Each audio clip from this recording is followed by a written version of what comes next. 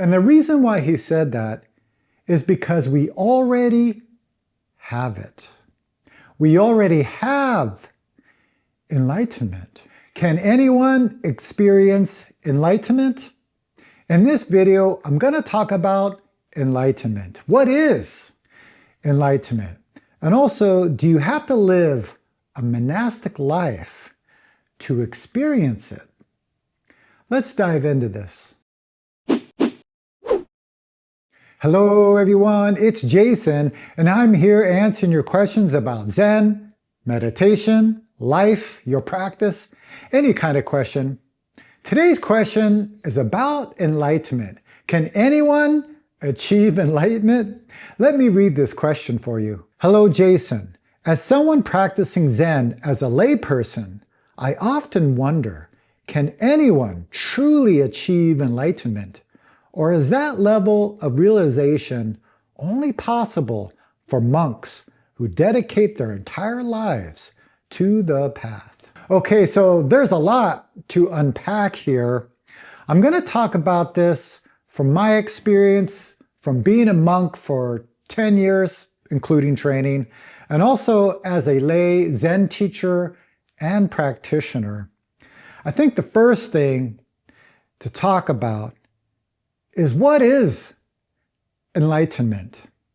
I'm sure if you ask 100 people who practice in 100 different spiritual traditions, they're all going to have a different answer.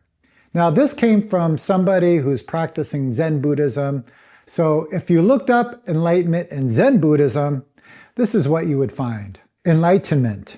In Zen Buddhism, enlightenment, often referred to as Satori or Kensho, is not a destination to be reached, but a realization of the inherent Buddha nature already present within all beings.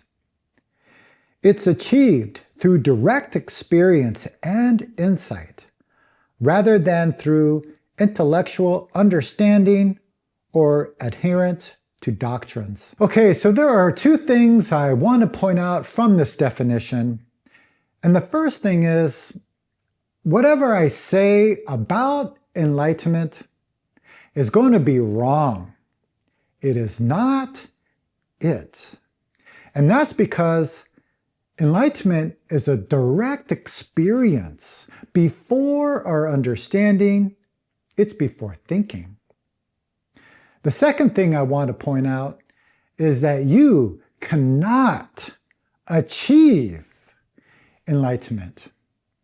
You know, when I first started practicing Zen, a monk told me, you know, if you practice Zen, you won't get anything. And I thought to myself, well, why in the hell am I going to do all of this sitting? And the reason why he said that is because we already have it. We already have enlightenment. Or maybe another way of saying it is, we already are enlightenment. When the Buddha realized his enlightenment, he saw that all human beings, all of us, doesn't matter if you're a monastic or a layperson, all of us have enlightened nature. But we don't see it. And we don't see it because of ignorance and not understanding our true self. Zen Master Seung Sahn had a very interesting teaching. And with most Zen teachings, we got to find the meaning behind the words. So he once said, if you want to realize enlightenment, you must leave your home, cut your hair, and go to the mountains. Now, when you hear that, what do you think of? Is it this?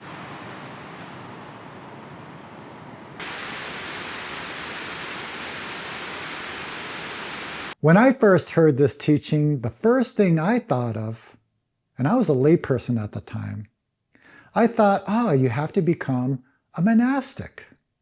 But that's not what he meant. So let's take a look at this teaching. Leave your home. Every human being has created a home in their own mind. This home is made out of our strong ideas, our opinions, our discriminations, our likes and dislikes. We build walls around this home, and we want to keep certain people out of our home.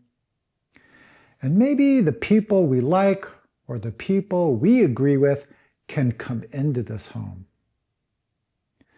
So this home is why human beings suffer.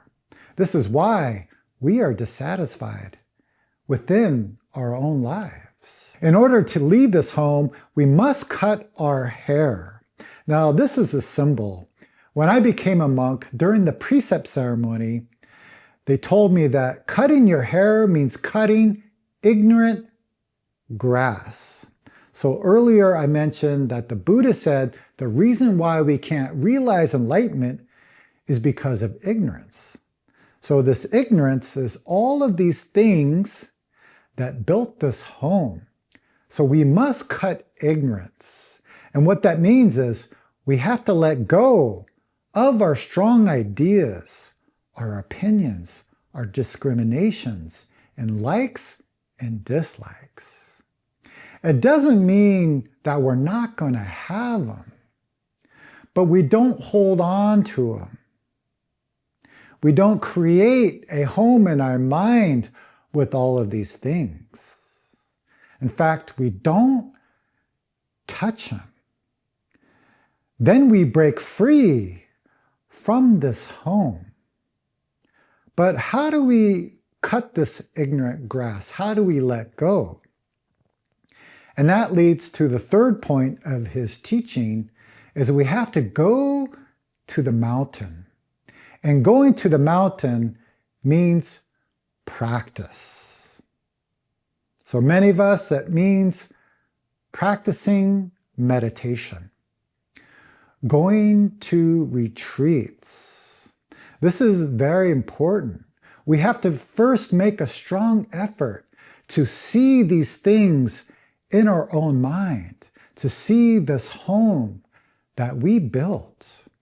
And once we can see it clearly, we can let go of it. So you don't have to be a monastic or even a layperson to realize enlightenment.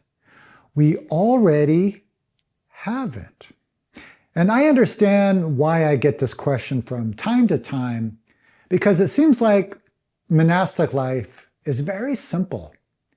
I know when I was a monk, we didn't really have to worry much about money or getting clothes or food. We did have more time to spend in meditation practice. But monastics are human. Lay people are human. All human beings have ignorance. All human beings have created this home. So it's all of our jobs to see through this ignorance so we can wake up to this enlightened nature in this very moment. I hope this video was helpful. You can let me know by liking this video, share this video with someone, or put a comment down below. Also, if you are a very busy layperson, like myself, I made a video how to practice Zen in everyday life. You can check it out here. I will also put a link down below. I think it may be helpful. Okay, everyone, I hope you're all doing well, and I will see you very soon.